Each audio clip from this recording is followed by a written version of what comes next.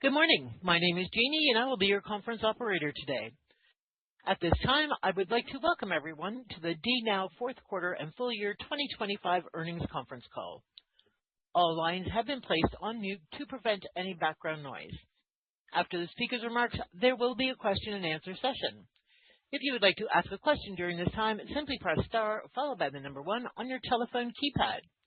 If you would like to withdraw your question, press star 1 again. Thank you. Mr. Brad Weiss, Vice President of Digital Strategy and Investor Relations, you may begin your conference. Well, thank you, Jeannie, and good morning, and welcome to DNOW's fourth quarter and full year 2025 earnings conference call. We appreciate you joining us, and thank you for your interest in DNOW. With me today is David Cherechinsky, President and Chief Executive Officer, and Mark Johnson, Senior Vice President and Chief Financial Officer. We operate under the DNOW brand, which is also our New York Stock Exchange ticker symbol. Please note that some of the statements we make during this call, including responses to your questions, may contain forecasts, projections, and estimates, including but not limited to comments about our outlook for the company's business. These are forward-looking statements within the meaning of the U.S. federal securities laws based on limited information as of today, February 20th, 2026, which is subject to change. They are subject to risks and uncertainties, and actual results may differ materially. No one should assume that these forward-looking statements remain valid later in the quarter or later in the year. We do not undertake any obligation to publicly update or revise any forward-looking statements for any reason.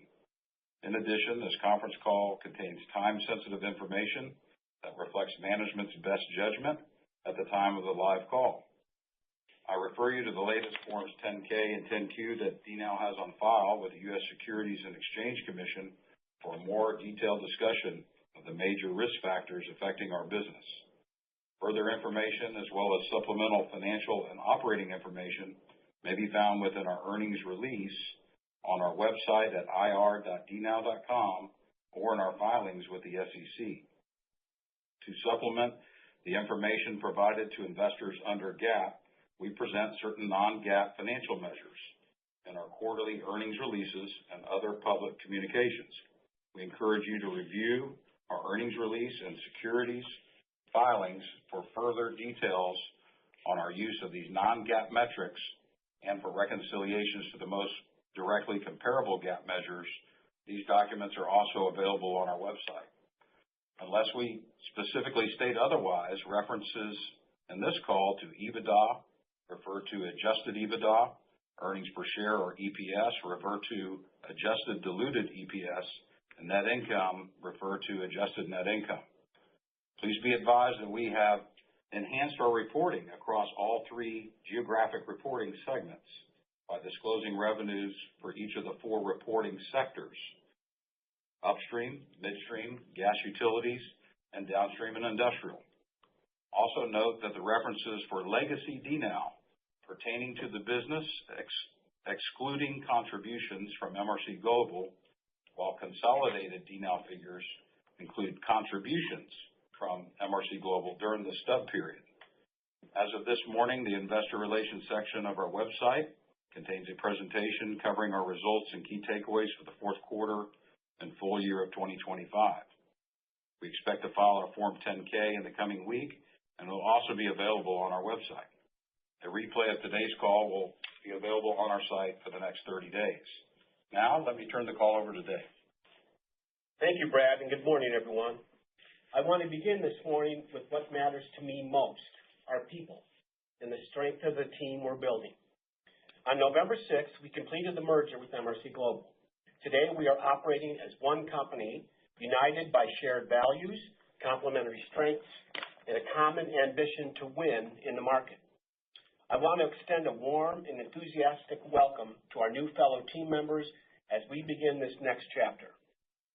Both MRC Global and DNOW have built strong, respected, well-established franchises shaped by years of hard work, resilience, and winning in our respective markets. In some areas, we've spent decades competing, pushing each other to be better.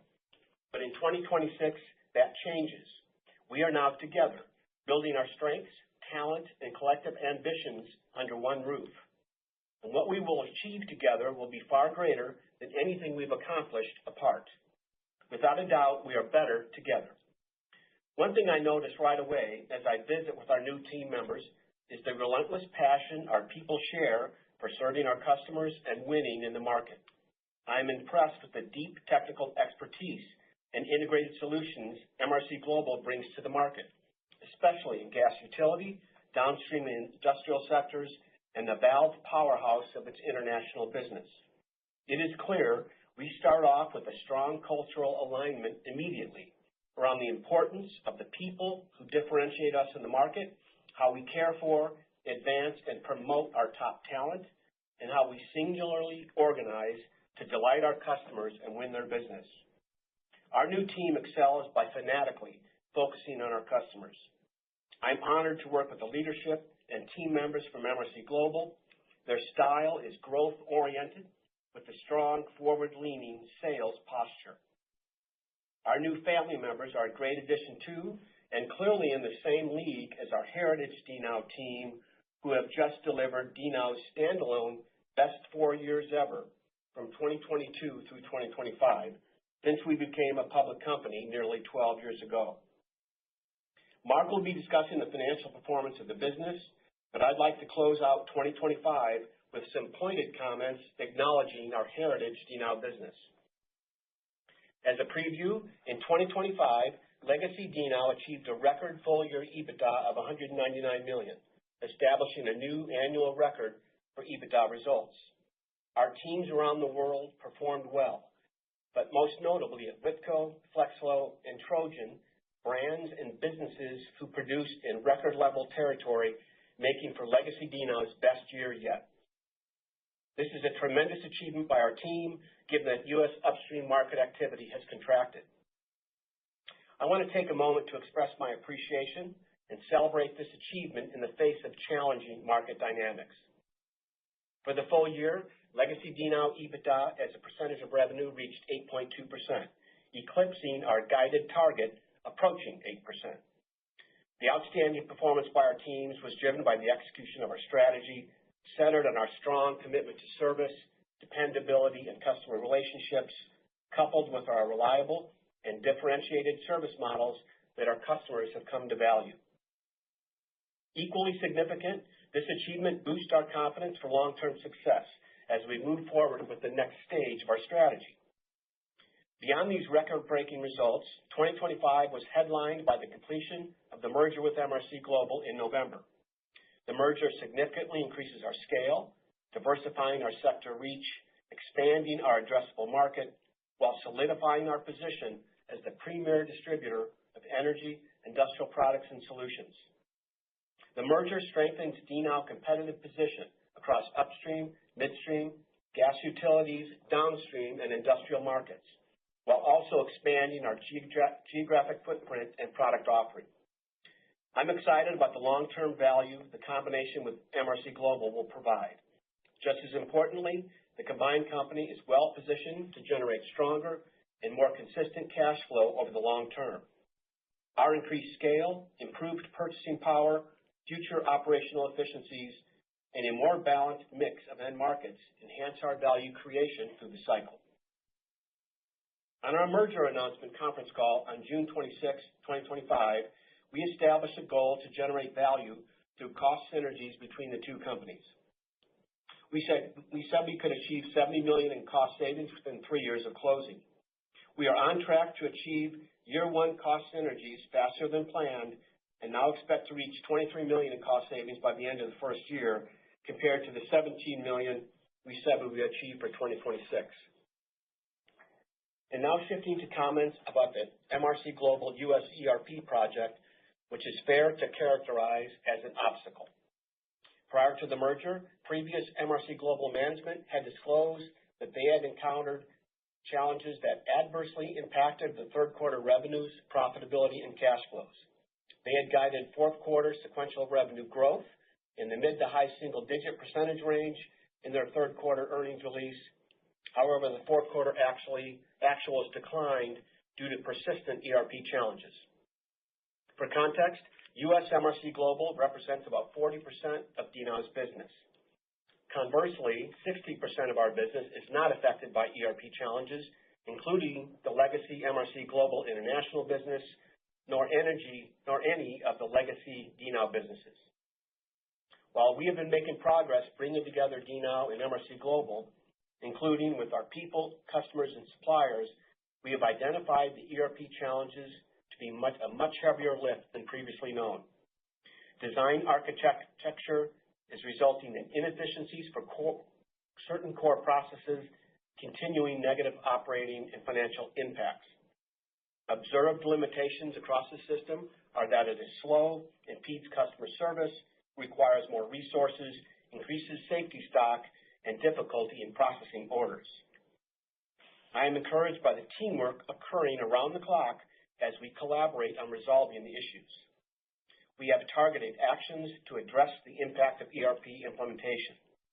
The Heritage DNOW IT and operational excellence teams are mobilized to execute a comprehensive remediation plan to capture and resolve the most critical obstacles. These teams have extensive operations knowledge and experience implementing ERP systems, as DNOW has concluded more than 24 acquisitions since spin, with a solid understanding of end-to-end business processes and solutioning customer requirements. In collaboration with the Heritage MRC Global implementation team and our external service providers, our immediate focus is the normalization of all remaining critical processes. By focusing our efforts on hypercare and stabilization now, we are working to remove these obstacles to better support our customers. We sincerely appreciate our customers' patience and our team's relentless dedication. We have seized this opportunity to accelerate integration efforts as we pursue operational improvements towards our sector strategy, including branch footprint optimization, investments in inventory, systems, and how we better service our customers to enhance service levels. Where appropriate, we are now actively servicing select legacy MRC Global customers through DNOW systems, and we are managing larger projects where possible through legacy DNOW operating systems to maximize transaction flows from order to payment. One of the most compelling advantages of this merger is the meaningful expansion and diversification of our business across 4 core sectors, strengthening our resilience through the cycle and positioning us for sustained growth. In upstream markets, customer spending is increasingly focused on the preservation of existing production and reduced lifting costs rather than growth-oriented expansion. Activities centered on maintenance, workovers, and reliability initiatives designed to offset natural production declines, consistent with industry expectations for a largely flattish production environment. Capital discipline remains firmly intact, with operators prioritizing efficiency, uptime, and cash flow durability over the incremental volume growth. While upstream activity is expected to remain flat to down, this dynamic is balanced by growth opportunities across other parts of DNOW's portfolio. The midstream sector continues to benefit from structural growth drivers, including natural gas infrastructure expansion, LNG, and power generation-related development. These markets are supported by longer cycle projects, providing improved visibility and a more durable demand profile. Gas utilities system modernization is set to continue, and we expect the gas utilities market to grow in 2026. Our IMTEC gas meter solution, which began pilot testing last year, aims to increase customer wallet share and accelerate adoption with our gas utility clients. Furthermore, we are pursuing revenue synergy opportunities with MRC Global's gas products portfolio, leveraging our footprint and existing gas utility customers where DNOW itself has historically only provided steel pipe products. Data centers continue to represent an attractive growth opportunity. We entered this market in January 2025 with no prior data center experience and have made meaningful progress in a short period of time. We are now supplying our core product offerings, pumps, pipe, valves, fittings, and flanges to 11 new customers across 4 key data center markets, and we are also proactively entering additional markets. Importantly, our success in data centers has also led to incremental opportunities within the broader industrial market. Since completing the merger, we have begun realizing revenue synergies across multiple channels. These early benefits include incremental orders driven by improved access to core product inventory, as well as better product margins resulting from expanded in-house capabilities and access to a broader customer base and contract portfolio. Near-term revenue synergy initiatives include cross-selling newly available offerings, including the Process Solutions portfolio into downstream and gas utility sectors, leveraging the company's expanded geographic footprint to support new customer wins in these markets, and using combined purchasing scale to improve win rates and margin performance. Further, we are leveraging DNOW regional supercenters and legacy MRC global regional distribution centers to support larger, fast-turn project requirements. We are seeing areas of improved win rates driven by enhanced inventory access. In several cases, opportunities would not have been viable without the combined inventory position. DNOW, having access to MRC Global in-house valve automation capabilities, is enabling faster turnaround times and can improve margins. Reduced lead times contributed directly to successful customer awards. Process Solutions businesses, including Odessa Pumps and Power Service, are actively engaged and have identified target opportunities across refining, chemical, and mining markets. Initial engagement with downstream customers is underway to establish key points of contact and to coordinate execution with Process Solutions teams. Early-stage assessment of opportunities within the gas utility market is in progress, leveraging combined footprint to support gas utility and downstream growth. Midstream growth opportunities are enhanced in the areas of large bore valves, larger outside diameter pipe, measurement and instrumentation, valve actuation, and automation. We are also pursuing cross-selling opportunities across the combined customer base. Many customers expect activity to improve as 2026 progresses, with momentum building into the back half of the year. In the chemical sector, market conditions have softened as customers postpone project expenditures. Conversely, downstream refining is preparing for an active turnaround and maintenance season in 2026, which is expected to drive demand for valves, fittings, flow control equipment, and other reliability-oriented MRO products. We continue to see upside from data center-related infrastructure investment, particularly where it intersects with power generation and gas infrastructure. Investments in this growing sector represent an incremental tailwind alongside our core focus on midstream gas feed infrastructure demand and industrial PVF and pumps demand within the four walls of the data centers. Turning to capital allocation, we will continue to pursue our long-term priorities, enabled by our focused and disciplined approach to cash flow generation. First, we will continue to invest in our business as we integrate with MRC Global, while supporting organic investment in areas of growing sectors like water management solutions, midstream, gas utilities, and data centers. Second, we will focus on deleveraging and reducing the debt incurred in connection with the MRC Global merger, working towards a net cash position. Third, we will continue to pursue strategic M&A by continuing fortification of our pumps, production, and process solutions business, in addition to foraging opportunities in gas utilities, downstream sectors, and international. Lastly, with a commitment to delivering value to our shareholders, we will opportunistically repurchase shares under our reactivated $160 million share repurchase program. With that, let me hand it over to Mark. Thank you, Dave, and good morning, everyone. Revenue for the fourth quarter of 2025 was $959 million, up 51% or $325 million from the third quarter of 2025, driven by $388 million of MRC Global contribution from the close date of November 6th through the year-end 2025, referred to as the stub period. On a full-year basis, total 2025 revenue was $2.8 billion, up $447 million or 19% from 2024. With and without the contribution from MRC Global, this marks DNOW's fifth consecutive year of growth. Adjusted EBITDA, or EBITDA for the fourth quarter, was $61 million, or 6.4% of revenue. On a full year basis, total 2025 EBITDA was $209 million, or 7.4% of revenue. U.S. revenue for the fourth quarter of 2025 totaled $765 million, with MRC Global contributing $298 million in revenue during the stub period. In the U.S., legacy DNOW fourth quarter revenue was $467 million, down approximately 10% sequentially. And when looking at MRC Global U.S. activity in the period, it was down similarly as all sectors historically contract in the fourth quarter with seasonality. Now moving to Canada, revenue was $51 million for the fourth quarter, down $2 million or 4% sequentially.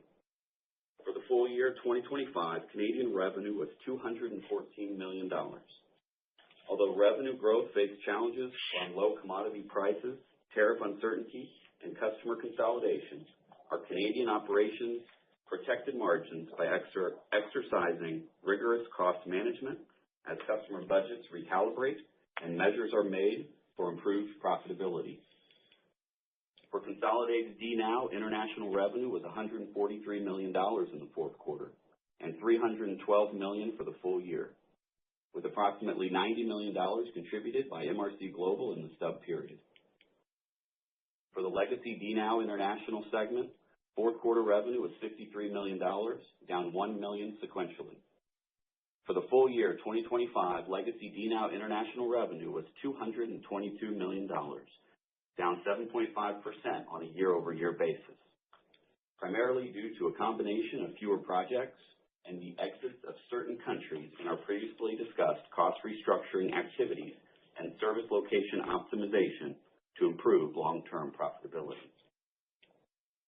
In conjunction with the merger of MRC Global during the fourth quarter of 2025, legacy DNOW changed its inventory valuation method for U.S. inventories from the moving average cost method to the last in, first out, or LIFO method. This change was applied retrospectively beginning in the fiscal year 2023, and the financials will reflect the revised figures where appropriate. The company determined that LIFO is preferable under ASC 250 because it better reflects the current cost of inventory and cost of goods sold, given the commodity-like nature of DNOW's products and the frequent price fluctuations driven by pricing pressure, global supply dynamics, tariffs, and inflation. LIFO inventory benefits or charges are adjusted in the non-GAAP reconciliation tables to arrive at adjusted gross profit, net income, EPS, and EBITDA. Cost of products in the fourth quarter includes $135 million of acquisition-related costs from the partial burn-off of inventory that was stepped up to fair value as part of the MRC Global merger purchase accounting. And also includes LIFO charges of $9 million for the fourth quarter and $27 million in the full year 2025. Overall, DNOW adjusted gross profit for the fourth quarter was $217 million, or 22.6%, compared to $147 million, or 23.2% in the third quarter of 2025. The variance in adjusted gross profit percentage is primarily due to the contribution from MRC Global in the fourth quarter of 2025. Selling, general, and administrative, or SG&A expense for the quarter was $226 million, up $114 million sequentially from the third quarter. Approximately $75 million of the increase is attributable to the partial period activity of MRC Global, paired with approximately $50 million of transaction-related expenses, partially offset by favorable asset sales of approximately $5 million in the quarter. In the fourth quarter, we reported $20 million of depreciation and amortization expense. And considering a full period of MRC Global, we anticipate the first quarter depreciation and amortization to be approximately $25 million. As part of our previously announced international restructuring activities, in the fourth quarter, the international segment recorded a $12 million non-cash charge related to the liquidation of a foreign entity. This charge reflects the reclassification of cumulative foreign currency translation losses from accumulated other comprehensive income and loss, or CTA, to the P&L in the quarter. This charge is presented within the impairment and other charges line of our income statement. Moving to interest expense for the quarter was $4 million. And now to income taxes. In the fourth quarter of 2025, DNOW's income tax benefit was $29 million, and our effective tax rate, as computed on the face of the income statement, was 16.5%. When reconciling our tax rate in the fourth quarter, standalone and year-to-date, to our projected 27% effective tax rate for 2025, or even to the U.S. statutory rate of 21%, you have to consider that due to the transaction-related costs, both periods are in an overall loss position. In the fourth quarter, we incurred transaction-related costs and foreign currency translation adjustments that are not deductible for tax purposes. The disallowed expenses, losses, erode that expected tax benefit as a percentage of our pre-tax loss when reconciling the U.S. statutory rate of 21%, reducing our effective tax rate for the periods reported as 16.5% benefit. A few additional comments on the MRC Global merger. The merger was structured as a tax-free transaction, and as a result, DNOW received a carryover tax basis in all assets and liabilities of the company. The U.S. GAAP purchase accounting rules require DNOW to recognize a deferred tax liability for book tax basis differences on assets that were stepped up to fair value for financial reporting purposes. DNOW also acquired certain legacy tax attributes from MRC Global, including tax loss carryforwards in the U.S. and international. While MRC Global's net operating losses in the U.S. are likely going to be subject to limitation going forward, DNOW does not expect any limitation to have a material impact on its financial results. For modeling purposes, we expect DNOW's effective tax rate to be approximately 26 to 27% for the full year 2026. Net loss in the fourth quarter was $147 million and was unfavorably impacted by the fourth quarter merger-related costs, including approximately $50 million of transaction-related costs, $12 million in CTA reclassification charges, and $135 million in inventory step-up to fair value amortization charges related to the MRC Global merger. We estimate the remaining $41 million in inventory step-up charges will be recorded in the first quarter. Our adjusted net income for the fourth quarter attributable to DNOW Inc. on an average cost basis, normalizing for LIFO adjustments and other items, was $23 million or 15 cents per fully diluted share, compared to $28 million or 26 cents per fully diluted share in the third quarter 2025. Moving to liquidity and capital structure, our balance sheet remains healthy with ample liquidity of $588 million, including $424 million in availability on our credit facility and $164 million of cash at the end of the fourth quarter. Our leverage ratio based on net debt of $247 million was 1.2 times, and our total debt balance was $411 million at year-end 2025. We continue to target deleveraging by year-end while also executing on select M&A and being opportunistic on our share buyback program. Our existing $850 million revolving credit facility extends into November 2030. Accounts receivable was $874 million at the end of the fourth quarter, with days sales outstanding, or DSO, of 83 days, impacted by the incongruent contribution between the full balance sheet of the acquired accounts receivable and only a partial quarter of sales contribution. DSOs for the legacy DNOW business were relatively flat at 63 days in the fourth quarter of 2025.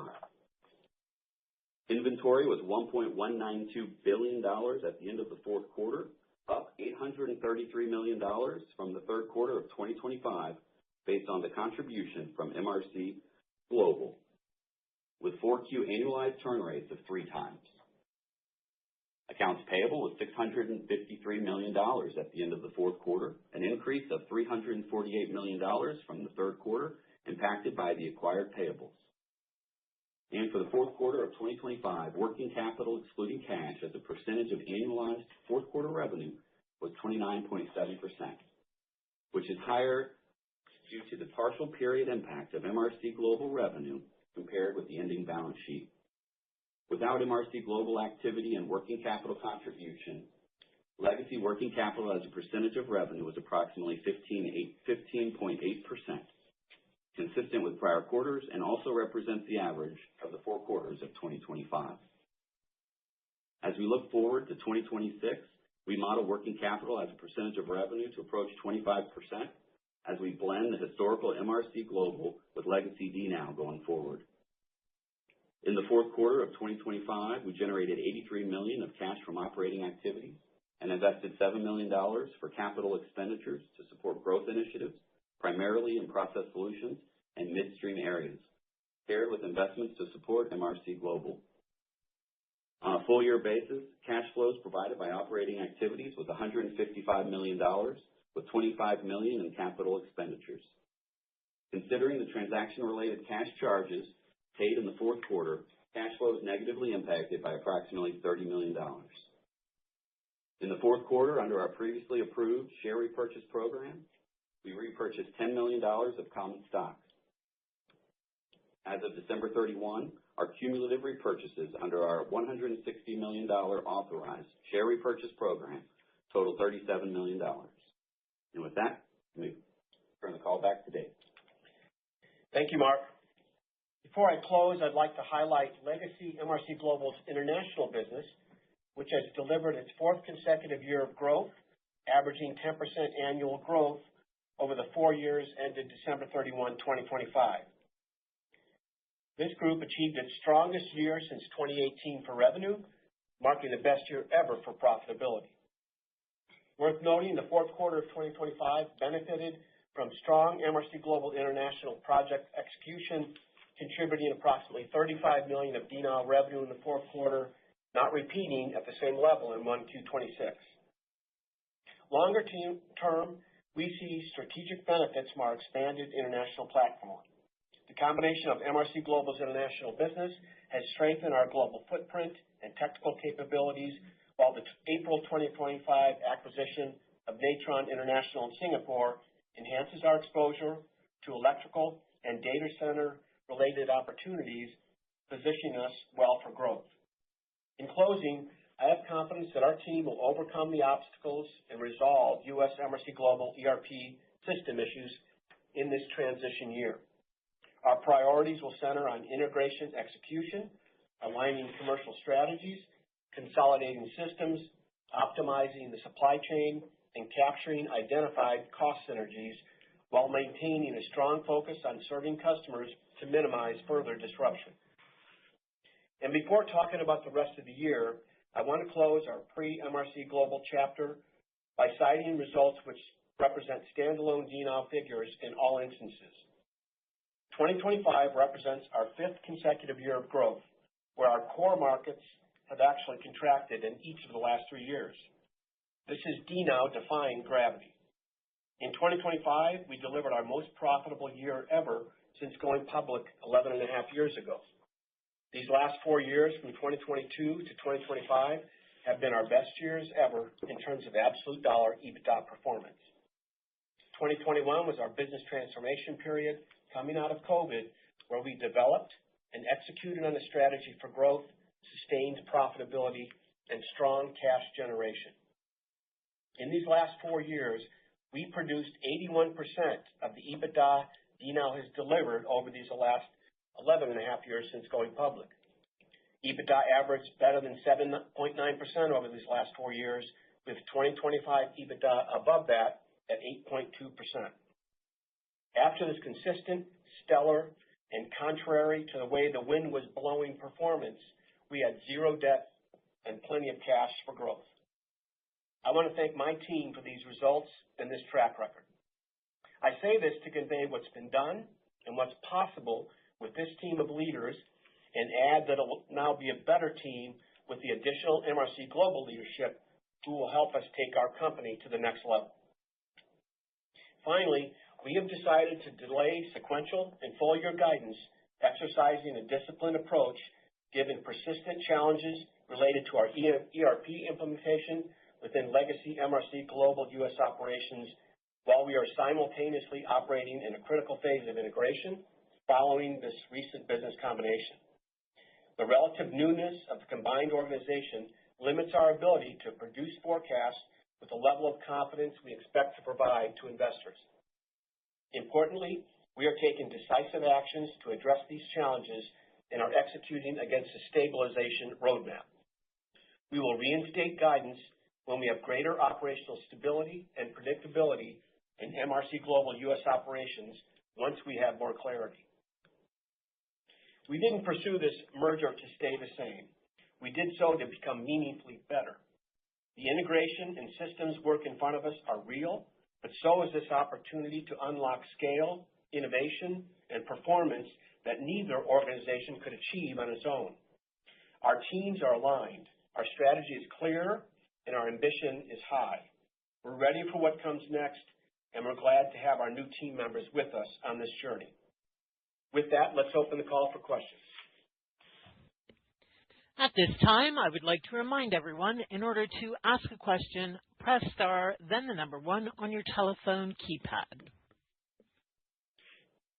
Your first question comes from the line of Adam Farley with Stifel. Please go ahead. Good morning, everyone. Morning, Adam. Morning, Adam. Maybe starting first on a little bit more color on MRC's ERP transition. What was the impact in 4Q from the transition? Any color on when we should expect these headwinds to resolve going into 26? Were these issues broad-based across MRC's business in the U.S., or was it specific to certain sectors? Okay. In terms of the impact, let me give some timing on a quarterly basis. Again, as I mentioned in my prepared remarks, the ERP issues are limited to U.S. MRC only, not the international MRC business. And of course, the ERP impacts don't affect the legacy business for DNOW. In terms of the impact from the second quarter, the system was implemented August 6, 2025, and the revenue decline from the second to third quarter was pronounced, and MRC issued a press release when they announced their earnings and talked about that significant sequential decline. They also talked about the notable recovery in revenues in September and October, and they forecasted growth going into the fourth quarter in the mid to high single-digit range. I think what we've experienced in reality was a decline in revenues going into the fourth quarter. So there's been revenue loss attributable fully to the ERP implementation, both in the third and fourth quarters. So that impact is notable. In terms of the resolution for the system issues, we have all hands on deck to resolve the core infrastructure issues with Oracle for MRC Global US. We're not really sure when the resolution happens, but here's what we're doing to mitigate it in the short term. So we've immediately we have DNOW systems focused on handling projects, especially bulky projects with a lot of deliveries that are cumbersome to move through the Oracle system at MRC. We're trying to push projects to the DNOW system to eliminate those snags that happen in Oracle. We've added over 200 personnel in the field to maximize customer service, to mitigate customer frustration, and to get products out the door and improve how we service our customers. We've stood up a help desk solely focused on handling issues as they emerge in the field, while we have a parallel team working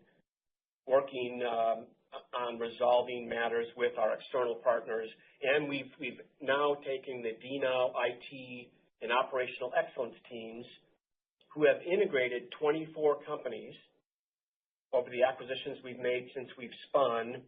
We've put every company we bought on SAP or Sightline, except for all 24 companies. We've migrated them. We're very good at this.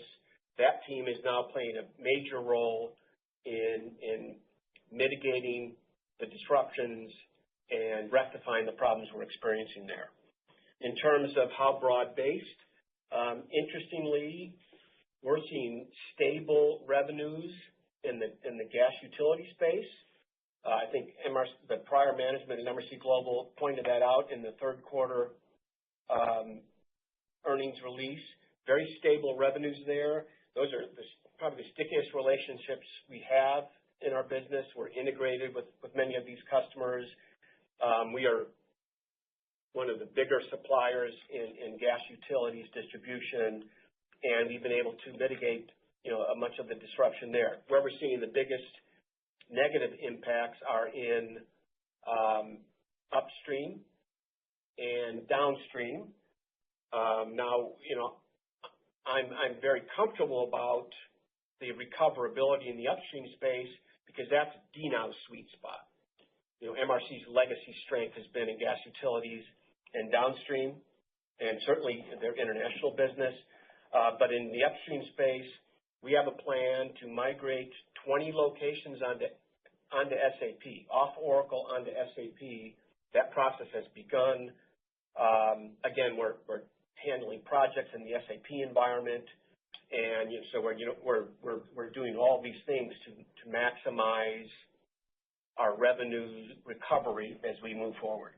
But that's some color on your questions, Adam. Thank you. Thank you, Dave. That's really helpful. Turning to 2026, growth expectations, I understand the delay in issuing guidance, but can you maybe just help frame how you're thinking about, maybe organic growth for the year, either by sector or for legacy DNOW? Okay. Well, I'll give some market assessments that we've kind of made, and then I'll see if I'm answering your question. But in terms of the upstream space, we expect upstream generally to be flat to down, like we've experienced for the last 3 years. And we've managed our response to that reality very well.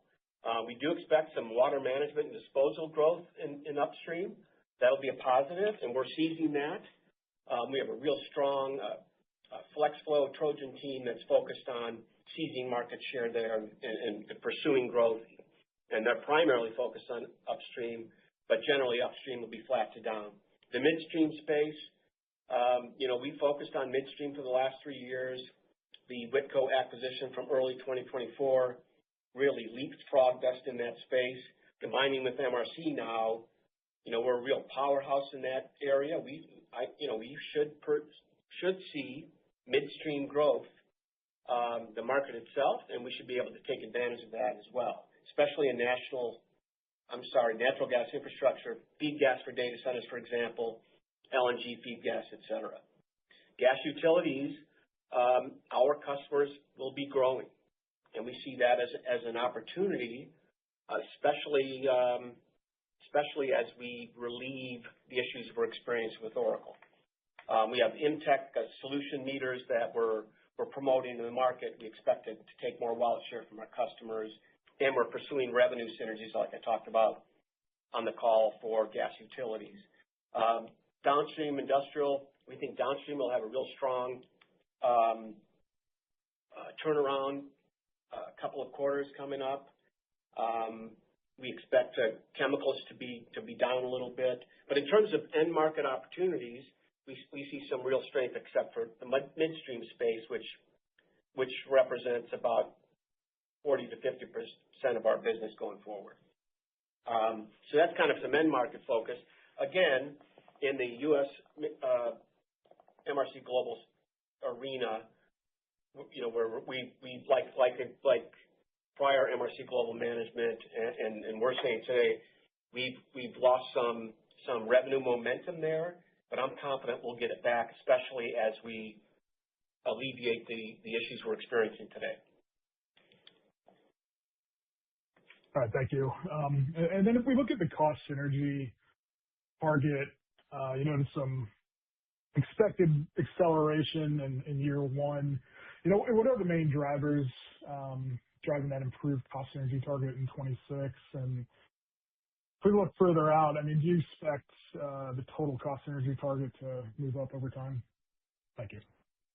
Yeah. Let me address the first half of the question in terms of what's driven the improvement and the expected realized savings in the first year.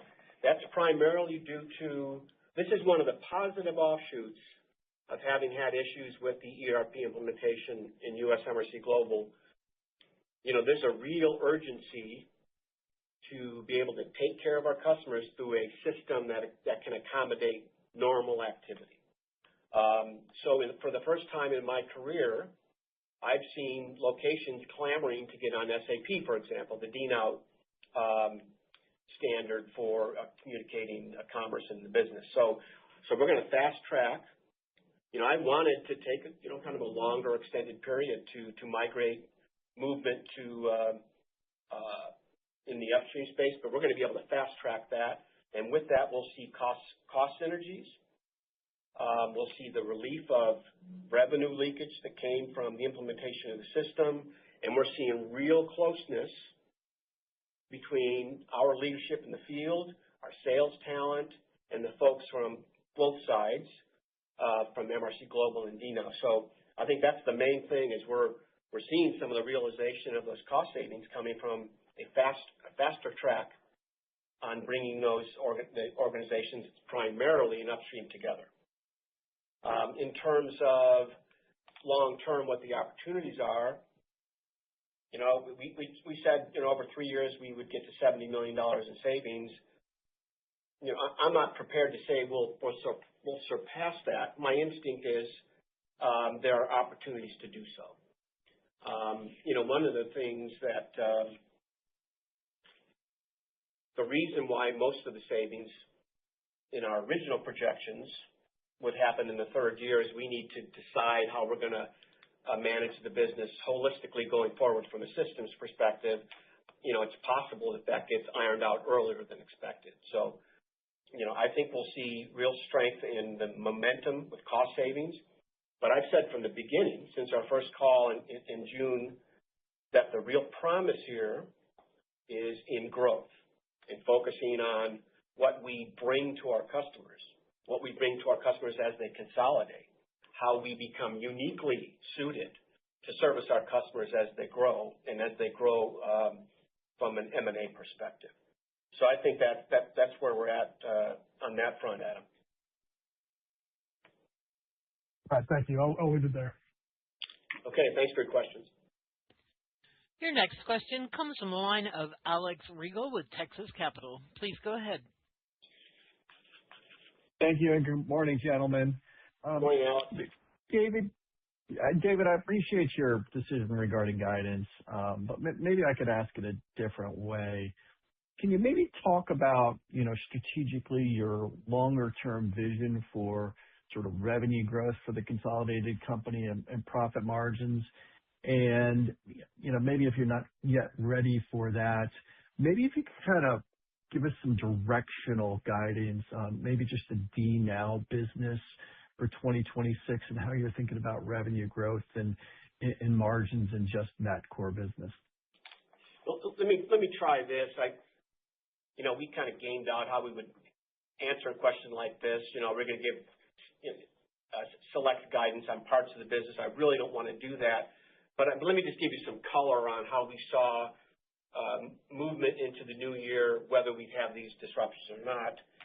Generally, we see our overall business with kind of a flattish revenue. That's how I saw going into 2026, flattish revenue, very little revenue change organically. We saw the opportunities around cost synergies, integration of the businesses, revenue synergies that comes from us working closer together and using each other's inventories and locations where one entity didn't have geographic coverage, but the other does. So we saw a revenue upside to mitigate some of that overall revenue flatness.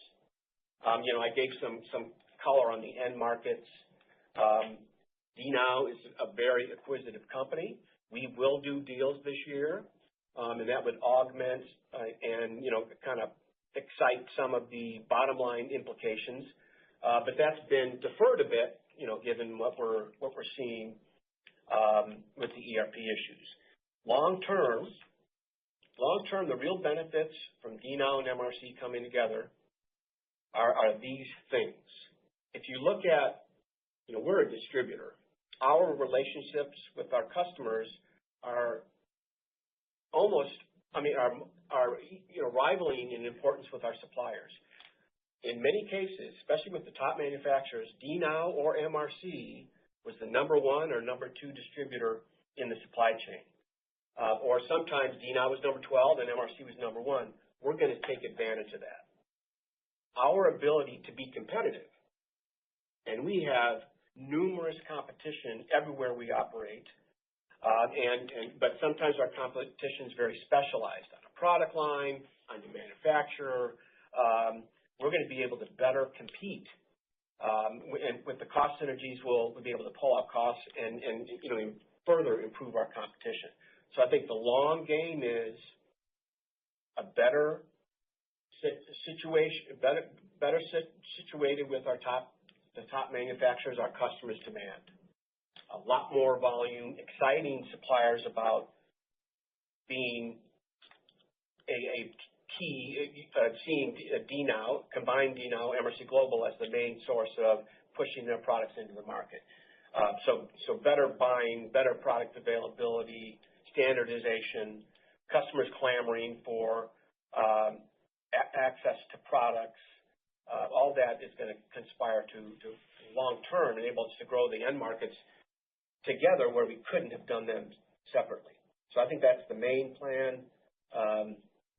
Volume, better costing, better competitiveness, and then earnings ultimately in that 8% EBITDA range where DNOW has enjoyed over the last 4 years, but bringing the whole organization up over the next several years.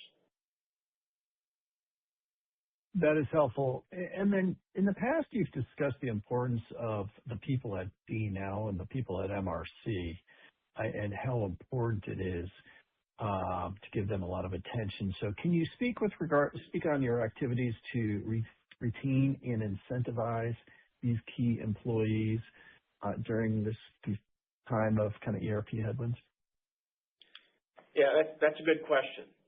So as you'd expect with any merger of equals, there'll be some turnover, and then in a situation where there's a disruption like this, there's a heightened sense of concern over that. So we've been very intentional about making sure our top talent is rewarded from a financial perspective, and with various forms of tools used to do so, but also from a long-term perspective of making sure we put the best people, the best salespeople, the best sales talent, the best IT talent in the leadership positions to drive the future. So in terms of incentives, the things that are going to enable us to keep our people is to show them long term we're going to pay bigger bonuses, bigger commissions. We're going to be more important to suppliers. We're going to have better leverage with them. The customers will benefit from how we manage the supply chain, and our personnel will as well. So with a mix of financial remuneration, challenging our folks, rewarding them, making them part of our solutions, including them in our decision making, I think all that long term has got us where we are today and will get us where we're going. We brought on some top leadership sales and ops talent from MRC Global, and they have the same mentality we do. And we're deploying all the arrows in our quiver to make sure we excite, retain, grow our top talent and win in the market because of that organization. Very helpful. Thank you. Thank you. Again, if you would like to ask a question, press star, then the number 1 on your telephone keypad. And your next question comes from the line of Chuck Minervino from Susquehanna. Please go ahead. Hi, good morning. Hi, Chuck. If you could touch on the ERP issues a little bit more, can you tell us, do you feel like you've kind of hit the worst of it and are working your way past that, or is the worst of it still in front of you? Just trying to gauge how long this lingers through 2026, at least kind of what you know right now. Yeah, I think, and this may not be the best way to answer the question, but I think we're an organization very good at coping. We have hard chargers working overtime, taking care of our customers to really conceal the imperfections in the system. So how we've coped is through hard work, and that's helping. Things are better. I've visited several of our locations, several of our USMRC global locations, talked to a lot of the leadership, a lot of the people in the warehouses. Warehouse activities are hard to push through the system right now, but just sheer force is how we're working to overcome some of this stuff. In the meantime, in the background, we're working with our external partners to fix some of the snags that slow things down. But we still have issues where there are old invoices from earlier in the implementation where it takes 20 minutes to process paying one invoice for a supplier. Those are some older activities that we believe some of that stuff's been resolved on a go-forward basis, but there's still some lingering effects that still slow us down. So in terms of when this gets resolved, we'll probably have our next earnings call in the next 80 days, Chuck, and I'll have a better feel for it. In the meantime, we're doing things to simply bypass the obstacle that this implementation presents, and I talked a little bit about it. We're handling more transactions through SAP. We are sitting down. We are having an MRC global inside salesperson sit next to a DNOW salesperson, entering orders in SAP to take care of their customers, to reverse the revenue losses we've experienced in the first few quarters after go live. So we are, coping. We are cleaning up old problems. We're fast-tracking solutions to improve process flow in the system, and we've stood up a help desk to help with, anecdotal one-off kind of problems. So we've triaged the situation. We're working it hard, and I'll be able to talk more about it in the next 80 days or so. And then just my other questions on free cash flow. Can you talk a little bit about free cash flow in 2026? Maybe if you're not quite ready to talk about numbers there, just some of the puts and takes as well. Yeah, I think I will say this. We're going to generate cash in the $100 to $200 million range. Could be better. We've got pent up inventory, uncollected receivables. Those, to me, I see those as in the moment near-term problems. But those are opportunities too. We're gonna level our inventory as we stabilize the system. We're going to collect those bills. I think from a cash flow perspective, it's going to be a good year for us. So that's how I answer that question. I think it's going to be a good year for us, and we'll try to get more color on our next call if we can. Hoping to, of course. Thank you for your questions. That concludes the question and answer session of today's call. Mr. Brad Wise, I turn the call back over to you for final remarks. Well, thank you for joining us today and your interest in DNOW. We look forward to discussing our first quarter of 2026 results on our next conference call in May. Hope everybody has a wonderful Friday, and with that, we'll turn it back to you, Jeannie.